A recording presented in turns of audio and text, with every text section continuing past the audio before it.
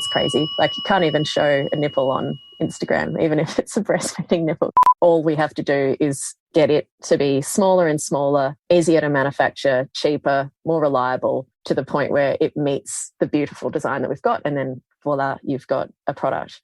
I managed to weave the word voila into a sentence. So my day's done.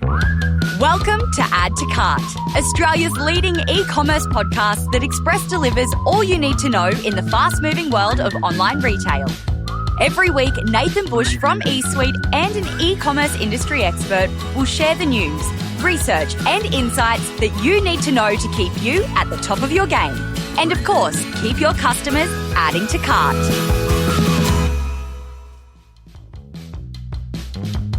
Hello and welcome to Add to Cart. My name is Nathan Bush, host of Add to Cart and director at e-commerce talent agency eSuite. Today, we are talking about sore nipples, round nipples, inverted nipples, all things nipples. I know, it's about time and it's exactly what you've been asking for. Joining me today is Alex Sinickas, who is the co-founder and engineer at Milkdrop. Milkdrop is changing the way breast pumps feel for women by redesigning the pump from the nipple up. And as you'll hear from Alex, they've got a much, much bigger mission at play. Established in 2019, Milkdrop has already attracted funding, won the Amazon Launchpad, worked closely with universities, and won government grants. Today, Alex talks us through her approach to product prototyping with her engineering background. We also discuss some of the ways Alex and the team are getting information on the size and the shape of Australian women's nipples, which includes getting flashed in public. Just a standard day at work, really. And totally unrelated, but very cool, Alex tells us about the time as a ski patroller where she had to use dynamite to trigger avalanches. So, I think I'm going to struggle to make this more interesting without getting myself in trouble. Thanks to our partners, Shopify Plus and Signet, here's our conversation with Alex Sinickas from Milkdrop. Alex, welcome to Add to Cart. Thank you for having me, Nathan. It's a pleasure to be here. Oh, awesome to be speaking with you. I've been following the Milkdrop story for a while now, and you guys are doing incredible things. For anyone who hasn't seen Milkdrop or heard of Milkdrop, can you explain what you guys are doing? Yeah, sure. So, look, Milkdrop is a design company, right? And we're focused on creating medical devices for women. Women's health and women's pain in particular is so often, like, almost chronically overlooked up until probably recently. And so there's all sorts of areas where this happens, women's periods or, women complaining of pain with certain medical procedures and things. And where I first came across it was with breast pumps. And so at the moment, we're working on trying to change the way women feel about breast pumps by redesigning the pump from the nipple up. And so we have our first product just released on the market a few months ago, which is an ultra soft silicone cushion that stretches over breast pump heads to make pumping more comfortable for women using pumps to express milk. And then we're also working on our second product in our lab, which is a sort of redesigned breast pump, which should be quite exciting. Great. Now, you've led with a big mission there, and it in our initial chats about coming on to Add to Cart, we were talking about the Ida Sports story around how they're trying to make inclusion in sports for women a lot easier through athletic equipment. And it's funny that you lead as a design company with medical devices for women. Yep. Is it fair to say that the breast pump is one step into what's a much bigger mission?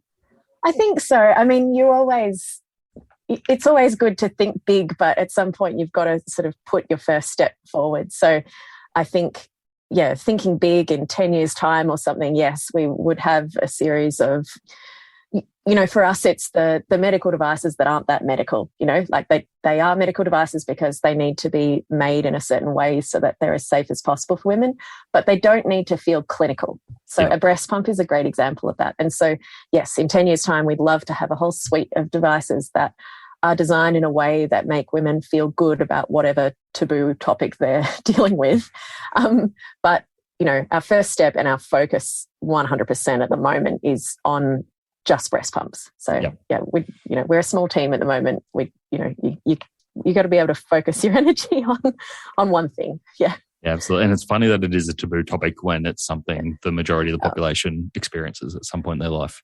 Yeah, I know. I mean, it's crazy. Like, you can't even show a nipple on Instagram, even if it's a breastfeeding nipple, like what?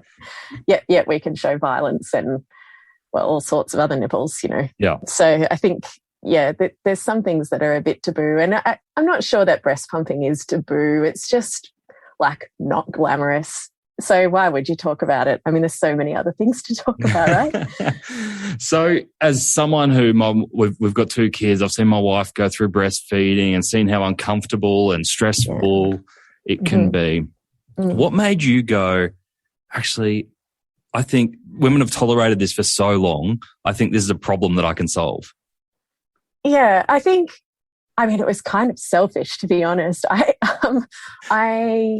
had a baby and we had trouble feeding, so couldn't get a good latch. And so I ended up on a breast pump. I really wanted to feed her breast milk because I guess that's what you do that's sort of the desirable thing to do. And I thought, well, I can still do that if I'm using a breast pump, even if I can't get a good latch. And so I ended up on the pump probably 6 to 8 times a day, every couple of hours. And after a few months of that, to be honest, it just got to me. And being an engineer, I think I could see that it wasn't necessary.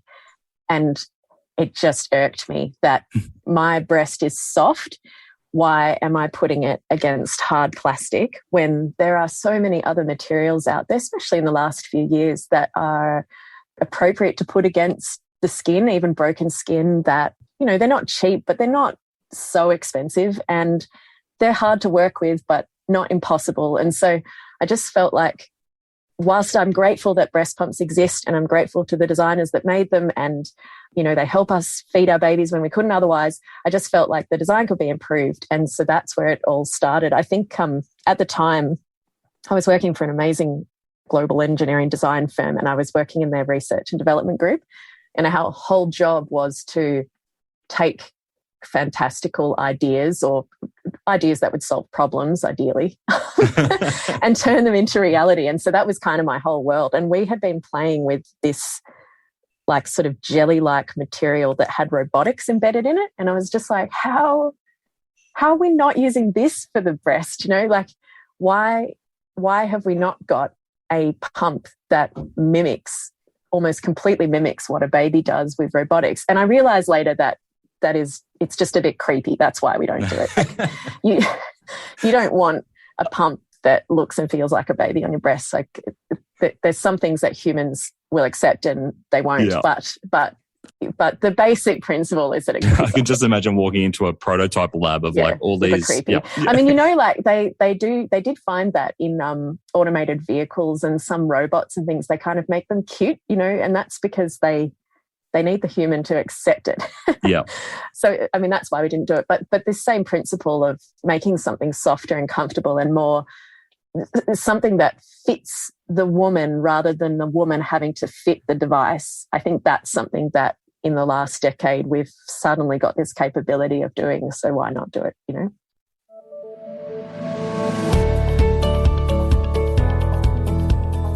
Peter Shepherd Footwear pride themselves on delivering their customers the perfect fit. Unfortunately, this didn't apply for their own e-commerce technology. Stuck on a niche legacy platform, it took the Peter Shepherd team up to 24 hours to make simple changes. It's not quick enough in today's fast-paced e-commerce world. Enter Shopify Plus. Peter Shepherd migrated to Shopify Plus, including a full POS migration, reliable media library, and an automated reporting suite. Oh, and did I mention? Instant updates. As a result, Peter Shepherd tripled their conversion rate and increased e-commerce revenue by 30%.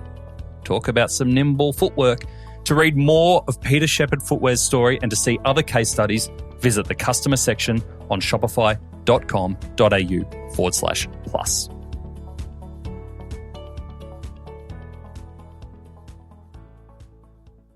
Tell us about your engineering life before Milkdrop. Like, what kind of things were you engineering? Oh, I mean, oh God. I think engineering is one of those professions that's quite misunderstood. I think there's this perception that you're working alone on spreadsheets or coding and that you're all introverts and everyone's super nerdy. And like there are people like that. But most of the time you're working in big teams on complex problems. And when I say big teams, it could be 20 people to 2,000 people, in all sorts of disciplines, from user experience. So, like how people experience a service or a building or infrastructure or whatever, right through to super technical details about like how a building might respond to earthquake, it's so varied. So I trained in civil and structural engineering, and I worked for a while in investment banking. I was terrible at it, and went back to engineering very quickly, and ended up in natural hazards, which in Canada, I followed my husband to Canada, and my future husband to Canada, and I ended up working as a ski patroller. And while I was ski patrolling, one of the things that, if you were lucky enough to be chosen that morning, you would be able to kind of do what they call avalanche control in the mornings, which is making the mountains safe for people to ski. This is in Canada, where they have lots of snow and steep mountains. And so you would walk along the ridges and you would be throwing dynamite sticks over the edge of the ridge to set the avalanches off often, so that they don't all build up into one big avalanche and make it really unsafe. And that just kind of blew my mind a little bit. That's a cool job. It was cool. I mean, I didn't get to, it wasn't like that was my day job or anything. I did it a few times. But it did get me thinking about the science of snow and stability and how that happens. And so I ended up studying that and working as an avalanche engineering researcher. And I was looking at how to keep people and infrastructure safe in mountain regions. So we're using a lot of probability and statistics. And I guess like one of the things in that whole experience was that how to make decisions in uncertain situations. And that really, like, I know that it's natural hazards, but it's not that different. It's all design, and trying to, take the available science and the problem you're trying to solve and stitch it together through the uncertainty. That's kind of what engineering is. And trying to make something that's acceptable for humans and your environment, and that can actually be made and can be made cheaply enough, and all of these things that kind of discipline of engineering is really helpful for. I mean, I wish I'd had a discipline of law as well. That might be more helpful in business. But you would be unstoppable with law, investment banking, and engineering. Gee whiz. Oh well, like I said, I wasn't very good at banking. But I think, it was a great sort of background to create new things from. And that's, I don't know. I ended up here because I experienced the problem myself. Yeah. And do you find that when you speak design in e-commerce circles, people have a very different view or approach to design? It's interesting. Actually, no, I find that design is the thing that I can hook into that everybody understands in e-commerce. So where other areas we might differ, people's understanding of science is quite different to my understanding of it. But design, what does your user experience? What does your customer need, want? How do they behave? Like all of that's really the same. And having the discipline to spend the time understanding that makes you a better, as far as I can tell, makes you a better e-commerce business person. And so that's no different. And so I think it's actually a point of shared bonding. Experience kind of. Shared experience. Yeah. Nice. Yeah. So talk us through. So we mentioned before the Ida Sports story, and I loved their version of the Franken shoe. So they don't have an engineering background, but they put together their first design on a kitchen table using papier-mâché and the rest. I'm assuming that as an engineer, your first prototype and getting first experience out would be a bit different to that?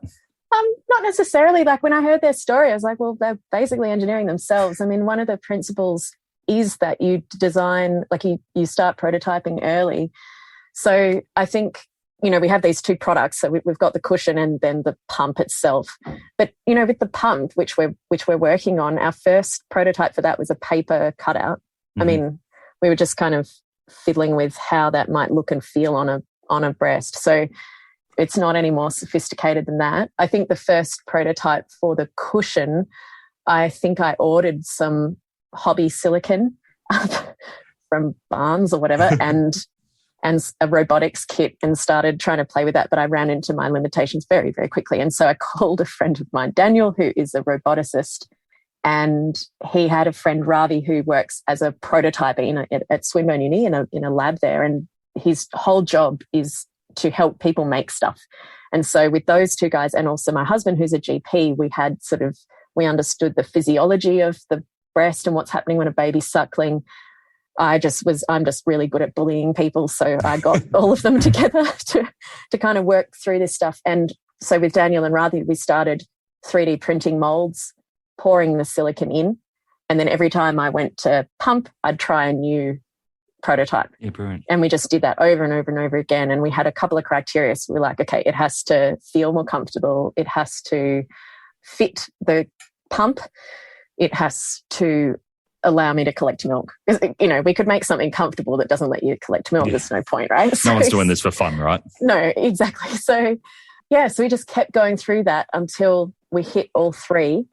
And then we kind of refined from there. And so some of the prototypes, like, they're pretty horrendous looking. They wouldn't have been any fancier than that Franken shoe, but they were usable. And we finally got to something that worked. And in terms of our pump right now, we basically have one 3D printed, beautiful, sleek, elegant model that doesn't work. Mm-hmm. And then we have a Franken pump, which is like made up of oversized parts that we've ordered on the cheap, and it's got wires everywhere, and basically you put it on and Daniel's sitting at the computer like making it's not it a work. Scalable model, that one. No, and I would never put that on a human being other than myself. And I think but it's enough to know that it works. So then all we have to do is get it to be smaller and smaller, easier to manufacture, cheaper, more reliable, to the point where it meets the beautiful design that we've got, and then voila, you've got a product. Sounds easy. Yeah. Also, I managed to weave the word voila into a sentence, so my day's done. That's going to make the soundbite at the start of the episode. Oh. So tell us, when you've launched this to market, it's something that no one's really seen before. What kind of feedback did you get from women when you put it out there? Yeah, I mean, it's funny because in a normal sort of product development world, non-medical, you would be testing those prototypes with people straight away, like a shoe, right? You can go and test. I mean, the only thing holding you back is embarrassment or fear or whatever. But with medical devices, you need to make sure that what you're putting out there is designed to be as safe as possible and most, ethically appropriate to share with women. So we actually had to, this sort of idea of a minimum viable prototype, like for us, it's got to be a little less minimum, if that makes sense. So we actually had that 20th prototype that I tested made in a medical grade facility, which means we had to do a big production run to even access that kind of environment. And then we tested after that once we'd met medical regulations for sort of safety of silicone against the breast. So anyway, we had a pilot that asked for 30 women to test the cushion and against their pump without the cushion. And we just did a little survey with them kind of pre and post to understand 4 things. I think we wanted to know, was it more comfortable or less comfortable? What happened to nipple swelling and redness? Did it feel more or less like a baby? Like, was that a thing or not?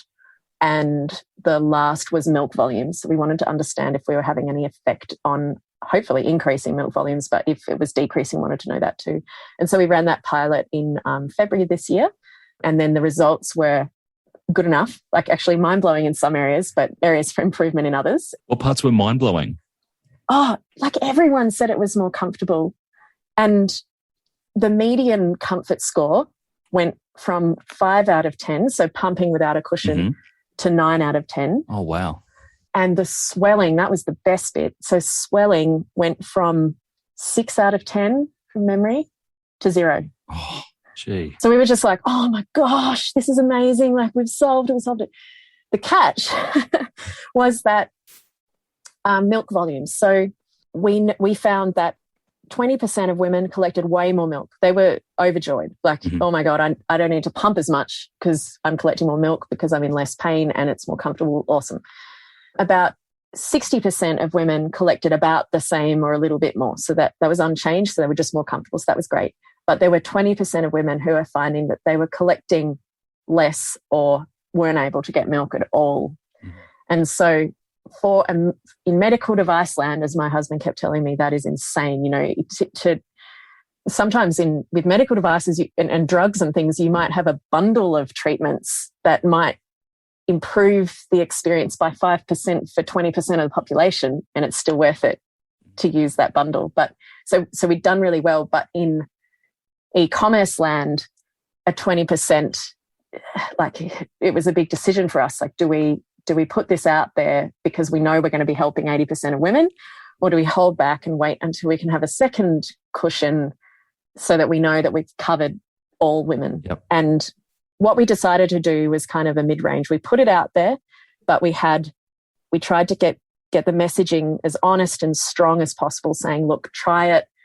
You've got 30 days, or really, to be honest, as long as you want to try it. And if it's not working for you, then we'll just do free and friendly returns. And then in the meantime, we'll work as fast as we can on finding out what it was about that 20% of women. Like, was it nipple shape? Was it milk volume? Was it pump type? Like, there's so many variables. So we just went as hard as we could trying to figure out what it was about those 20% and to design something specifically for them. And now, 6 months later, we have that product available. And so all of us, being sort of design perfectionists, can breathe a sigh of relief, because we feel like we've kind of served everyone, and we'll be, feeling a lot more confident and happy about that. Because, we've only really had sort of 5% of people write back to us after a lot of prodding to say, oh, it's not quite working. And every time you receive one of those emails, I think as a designer, it's just devastating. And yeah, I know that we should be more hard-nosed about it, but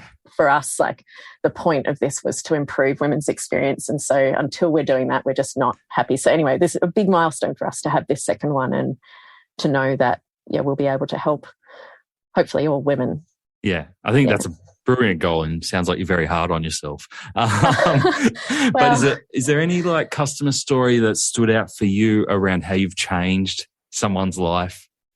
Yeah, actually, the loveliest one, there's so many.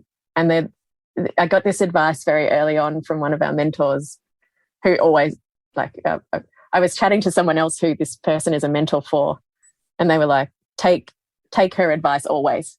It was like what they said. I was like, yeah, that's true.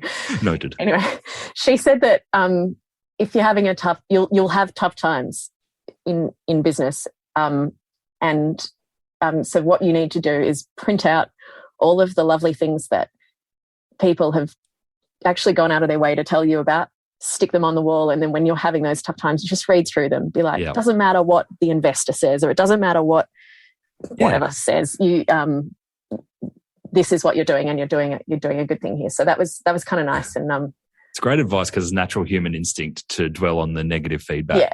Yeah. Exactly. And I think we're also trained for that. I think in engineering and design, like, you get, you actually don't tend to let it get you down. Usually it's sort of part of science is contested. You see it everywhere with coronavirus, and unfortunately the media, it gets to be not spun, but misinterpreted, I think, where if two scientists disagree, then one of them's wrong. And it's totally possible for two people to be right and have differing opinions. And so it's just about like which evidence you're taking and how you weight it and all that kind of stuff. So I think you're kind of trained to take on the evidence and the negative stuff. You kind of actually are like a heat-seeking missile for the negative, because it helps you improve your design. But anyway, it can get you down from a business side if you don't have it there. Anyway, the loveliest story, I think, was hearing from a woman whose mum had bought the cushion for her. And there's this kind of thing that you have when you've had a baby and your mum comes up to you and sort of says like, oh, this is how we did it in our day. And you're like, oh, come on, it's different now. And so she sort of I don't think she took it seriously, but she was having a dreadful time pumping. And so her mum eventually kind of dogged her into trying it, and she did. And she was, in tears every session, totally distressed, tried the cushion, and suddenly there was no pain, no discomfort. She was able to collect milk. She said that it was the difference between her not breastfeeding her baby and and stopping, and being able to continue. And it just changed her entire outlook and even her mental state. And so I think that was a lovely one. I heard another one from a woman who was preparing to go on a conference. And so she was actually in our pilot program. And so she'd had a loaner cushion. And she was like, oh, can I just keep it for another couple of weeks? Because I've got this conference and I just don't want to have to sit on a pump, because if I have it on, I know I'll collect more and then I won't have to pump so much. So that was kind of cool. That's awesome. And then also the other ones that always get me are like little testimonials and how funny people are. Like one woman said that the cushion was like the difference between silk and polyester sheets for her nips. And then, so like we're always really nervous about like making light of the situation, because women are in such a dark space sometimes. And so we there's a lot of jokes you can make, but it's not funny when you're at it's 4 a.m. And so it's always nice to sort of see that come back from women who are seeing light at how ridiculous this whole situation is. That's awesome. I saw one of your reviews said that it felt like a nipple hug. Yeah. I was like, oh. That's great language. It is. Yeah. We've been lucky with the little community we've built. There's some pretty clever, funny women in there. Social enterprise Free to Feed connects refugees, people seeking asylum, and new migrants to their communities using their skills and their delicious, delicious food. But when COVID hit, these community gatherings weren't possible anymore. By partnering with our packaging suppliers Signet, Free to Feed were able to quickly move to online meal kits, which were boxed up and delivered safely to homes all over Australia. Free to Feed keeps on delivering for the community with the help of Signet. Visit signet.net.au/blog to find out more. It's funny that you say that around, you've got to be careful of the language, because as you say, it makes so much sense that at that time it's so stressful, it's frustrating, it's scary, it's all those things going on, plus a million other things going on when you've got a baby that young. Yeah. One thing that it feels, you've done such a phenomenal job in the design, the brand design aesthetic. Yeah. It actually looks like a skincare brand or, one of those kind of brands. Mm. How did you land on that type of design and that tone of voice? Yeah.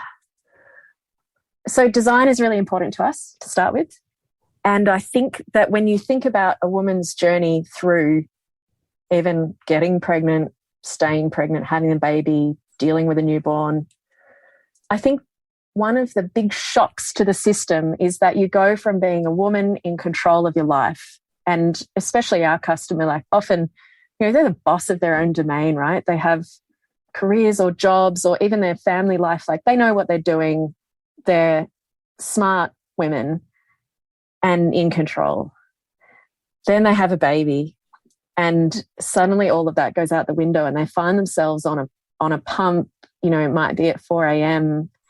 and there's nothing they can do to increase their milk volume or get their baby to sleep, or just all of these things. You're just suddenly thrown into this world where you just feel like seaweed in an ocean. You got nothing. Like you can't read more to make it better, or like work harder, or find someone who can help you. It's just like you kind of just got to stick with it. And so what we really wanted to do was give back that kind of sense of control or agency for the woman, and have her feeling like she is, yes, she's on a breast pump, but she should feel really strong and beautiful and powerful while she's doing that, because what she's doing is actually quite a remarkable thing. Like she's sitting on a machine that she hates to try to feed breast milk to her baby, because, chances are that gives their baby a good start.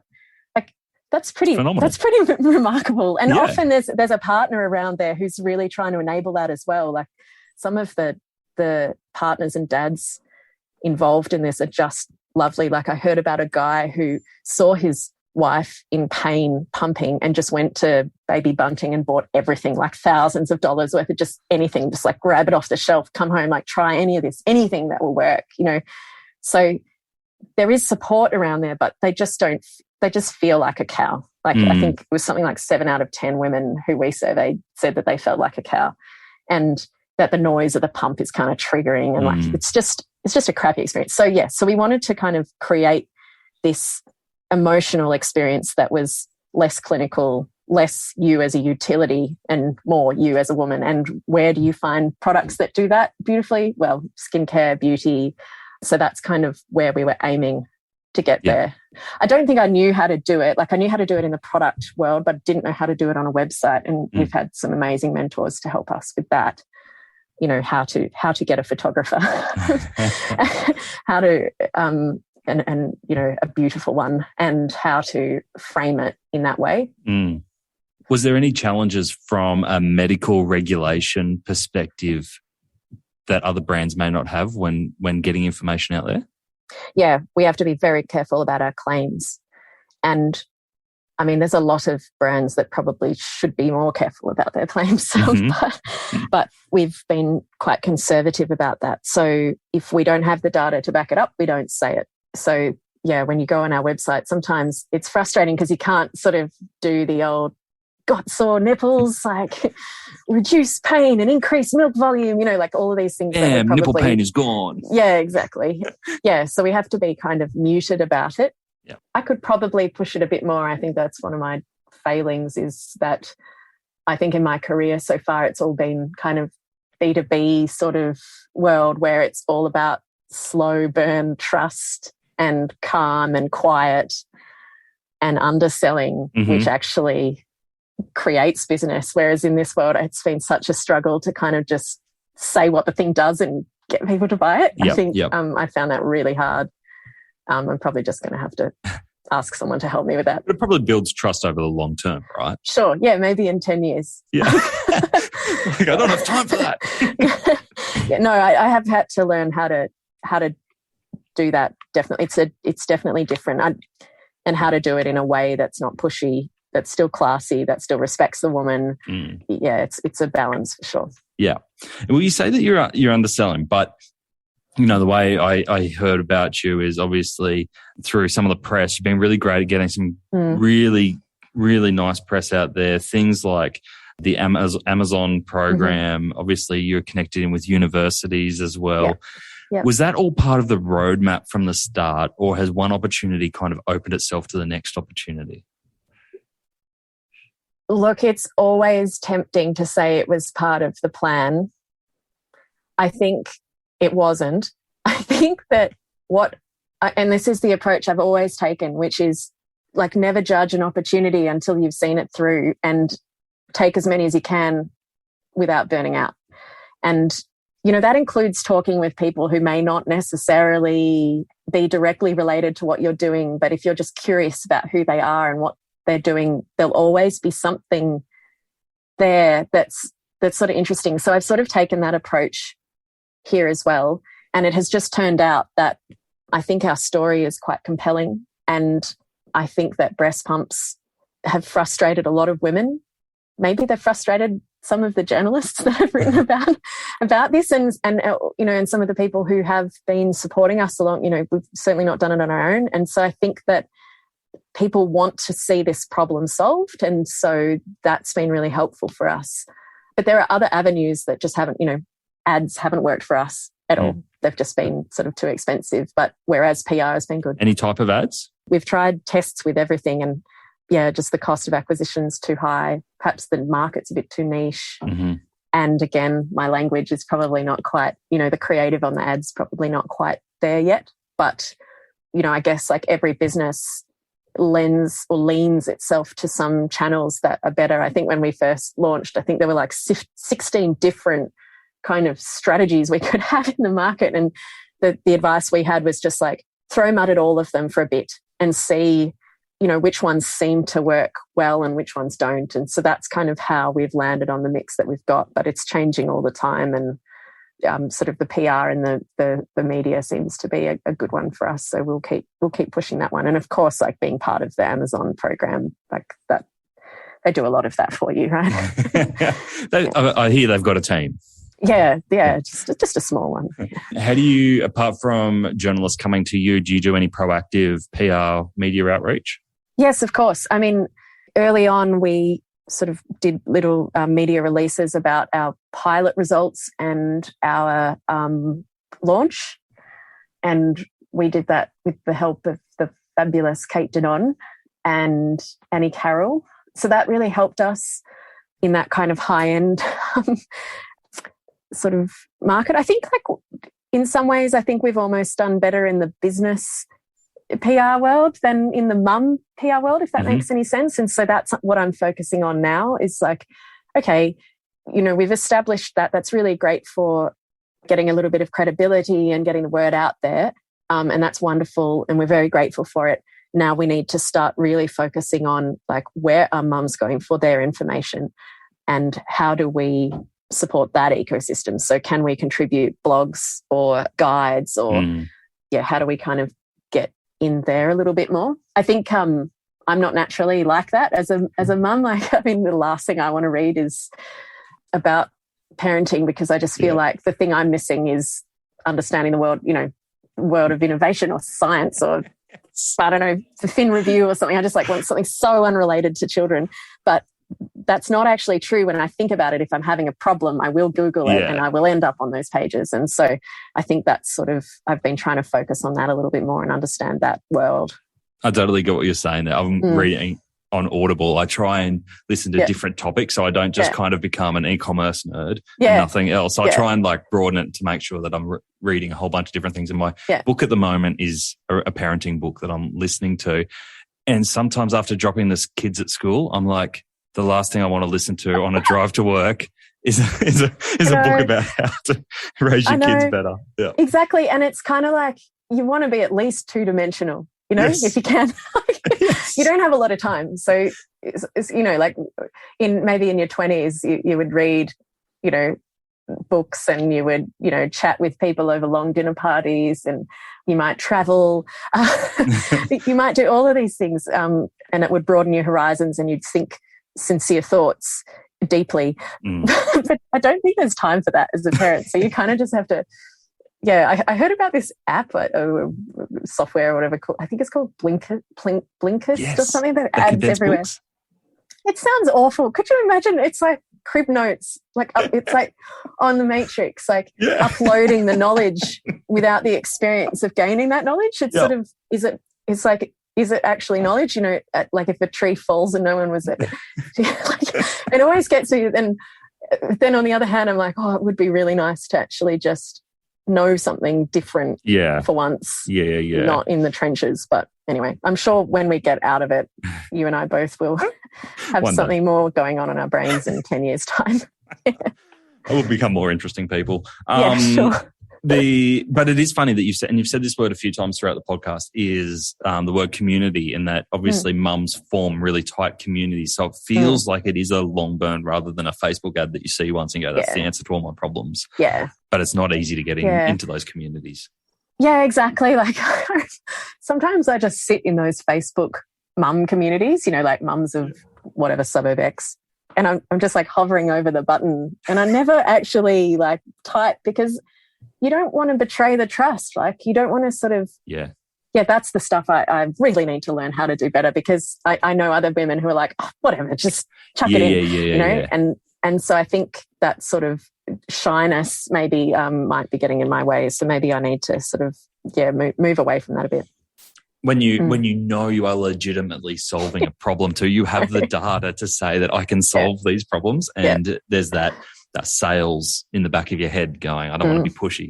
Need to get over that. One of the things that's amazing on your website is that I stumbled across the real boobs section. And I even took the survey. I didn't submit it because it'd be weird because it'd be dummy data. But having to, you've probably seen my weird measurements, is that having to stimulate the nipple and then measure out different nipple sizes and all that sort of stuff. Like it's a really in-depth survey and asks a lot of your audience. How have you found the response to that so far?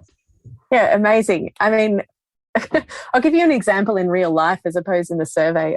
I live in a town called Bright and in northeast Victoria, and I went down to town a couple of weeks ago and I asked a girl I know her, but like I was like, hey, I'm struggling to get nipple dimensions. I need it for thing. And my question was going to be, would you mind, you know, in the privacy of your own home, measuring your nipple for me anonymously? And I wouldn't share the data, it'd be all safe and secure. And she just like lifted up her top. She was like, yeah, sure, I'll show you now. Like, is it for the good of womankind? She's like, yeah, it is. So I think that women, once they've been through the kid thing, especially if they've been through the pump thing, are more than happy to share whatever it is that will make it better. And I think there's almost like a pride in that. Having said that, we know surprisingly little about our own nipples. And that's the reason for that real boobs section on our website. You know, one of the things when you're trying, like I believe the future of breast pumps will be customizable. Like it'll match your breast as it changes through your sort of postpartum experience, like breast size and nipple size changes. And so I think pumps should change with that. But to understand how to do that, we need to know about nipple measurements. And most of the research in the literature, like scientific literature, there's quite a bit on breast shape and size, but not that much on nipple dimensions, specifically the width and the length and the shape. And what is there is often for reconstructive surgery. And sometimes in a kind of creepy way, but like, I mean, it's about the attractive nipple or the ideal nipple, which seems kind of crazy because to me, like all nipples are attractive, all nipples are ideal. So yeah, if we don't have that data, how do we design a product for all women? And so that survey is really about trying to get, you know, a better understanding of what real women, real boobs, real nipples look like, so that we can make sure that breast pumps are designed for them. And yes, so it's not super hard to get women to put in their details and to also share with them what was that? That's a chicken. Oh, yeah. We're just looking through your window. You have a chicken that's popped its head in. Yeah, we have two chickens. One's called Henterio, and the other one is called Alberta Eggstein. It's amazing. They wanted in on the nipple measurement conversation. Yeah, no, they're lovely girls. But so the one example of how little we know about our own nipples is, you know, we have a lot of women coming to us who have inverted or flat nipples, and I think people with inverted or flat nipples have a tough time pumping. Possibly, I'm not sure yet, but I think it's because if you think about it, you're applying suction to a nipple.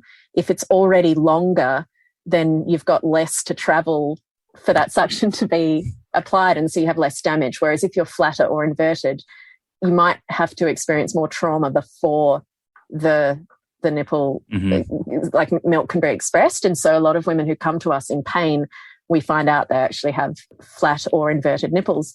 But the thing is that they say things like, oh, no, I'm just weird, or I'm different, or, you know, it's my fault or whatever. And it really upsets me because I know from our nipple data that about 10% of women have inverted nipples. So that's not weird. That's that's a pretty big proportion of the population. So I just sort of wish people, you know, just because we don't see it on TV or it's not like shown in ads or whatever, it doesn't mean that you're not, you know, common or you're weird or anything like that. So, yeah. But did you go out to create that survey because you couldn't find that data anywhere else? It literally doesn't exist anywhere? Yeah, like there's a couple of studies, you know, like there's a Turkish study of, you know, 100 women. There's, I think, a Japanese one. There are studies where people have taken scans of the whole breast for all sorts of reasons, but, you know, you can't access them after the fact. It's, you know, it's, the ethics of doing science is that the person who's in that study, it's clear what that data is being used for. So you can't just kind of farm it out and give it to anyone, and which is good. And so, yeah, it's quite hard to find big data sets, and that's what we need of nipple shape. And so, yeah, that's why we started that survey. So we'll probably do a campaign soon on that. We haven't quite got that ready yet. That's amazing. Yeah. Oh, I feel like I've entered a whole new world and learned a lot about a lot that I should already know. So thanks, Alex. Love what you're doing, problem. Milkdrop. What's next on the radar for yourself and Milkdrop? Yeah, well, I mean, for us, it's all about the pump. So we've got this working prototype and we just have to move that from prototype to product, and we'll probably just go through the same process that we did for the cushion. So we'll invite people to use it as part of the pilot, go back and redesign if we need to, and hopefully that will be on the market 18 months to 2 years. So that's pretty much our focus. Cool. And then just learning as quickly and effectively as I can about e-commerce to try to get the word out about the cushions that, you know, for now take the edge off. They don't solve the whole problem, but for some women they'll be really helpful in taking the edge off pumping. Yeah, beautiful. And if people have heard your story and they go, I've got to reach out to Alex, what's the best way to get in touch? Oh, look, for now, probably Instagram. So we're at Milkdrop, MILKDROP_pumps. Beautiful. And just DM us there. Awesome. Alex, thank you so much for joining us on Add to Cart. Thanks for having me. That's one of the things, those conversations is why I love Add to Cart. Getting to go deep with founders who are solving age-old problems is just fascinating to me. And apart from heightening my appreciation and my awe for mothers everywhere, here are my top 3 e-commerce tips from my chat with Alex. The first was that your customers will share with you a stupid amount of information if you do 2 things. Make it really clear the mission you're on, and as we heard from Alex, they have a big mission, and make it easy for customers to do so. Right from the start, we heard Alex's mission was a big one, and as expected, not hard for the women of Australia to get behind. She loves data and is getting loads of feedback. Check out the Real Boobs section on the Milkdrop website. If Alex and her team can get women to stimulate and measure their nipples, what will your customers do for you? The second takeaway for me was the piece of advice that Alex embraced early on when it came to marketing. Try everything and see what works. For Milkdrop, paid advertising didn't work, but PR got great traction.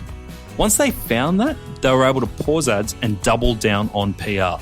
It will evolve over time and it probably won't stay the same, but it's worth regularly throwing everything at the wall and seeing what's working. And the third takeaway for me was what Alex said about being kind to yourself. You are going to get negative feedback from customers, investors, team members, friends. It will be everywhere. Don't ignore it, but don't dwell on it. And certainly don't weight the negative feedback more heavily than the positive feedback. I loved Alex's action of printing out the positive feedback and the customer stories and keeping them visible at all times. It's a really hard road as a founder. Be kind to yourself. To finish up, I have 3 resources for you. Firstly, if you're a first-time listener of Add to Cart and you want to stay up to date with new episodes, head over to addtocart.com.au and you can sign up for our weekly newsletter. We'll let you know every time a new episode drops, as well as giving you my 3 takeaways from each episode and a link to the transcripts so you can know that this is an episode that you want to dive straight into. Secondly, if you want a weekly roundup of the best e-commerce case studies, tools, and research, sign up to the High Five Friday newsletter, which is delivered to inboxes at 8 a.m. every Friday morning. I read all the e-commerce news and send you the bits that I think you can take action from. Sign up at 12high.com.au/high five. And the last thing, if you are looking to explore your next e-commerce opportunity, head over to eSuiteTalent.com.au. We are a dedicated e-commerce talent agency connecting the best e-commerce talent with the fastest growing brands. Check it out, sign up to the email, and get in touch with me if you want to discuss your next move. Until next time, thanks for listening and keep those customers adding to cart.